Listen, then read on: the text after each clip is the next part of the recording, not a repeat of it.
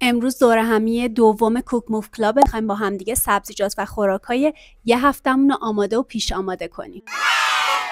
توی یه روز کلی مواد اولیه با توجه به رسیپی‌های برنامه‌ریزی شده آماده کردیم و از شنبه تا سه شنبه باشون غذا پختیم.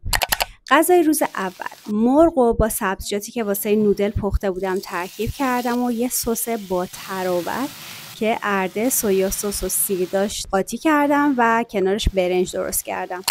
توی روز دوم یه غذای کاملی که میگن کامل نیست درست کردم، ولی به خاطر فیبرش سیر کننده است. سالاد عدس با برنج کریسپی شده توی فر قاطی میشه. سسش هم خودمون روز دوره همی کوک موف کلاب درست کردیم.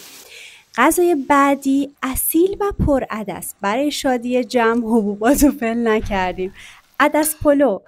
بعدی برگریه که داره از بیروغنی فریاد میزنه. برای تاکو سبزیجات و گوشتش رو من توی دوره همی آماده کردم و فقط تفت دادم و تو نون تورتیلا که از نون سحر خریدم گذاشتم و در کنارش هم سالسای شاداب و فرش رو سرو کردم. نودل خفن اصل کره، انگار دارم بازاریابی میکنم.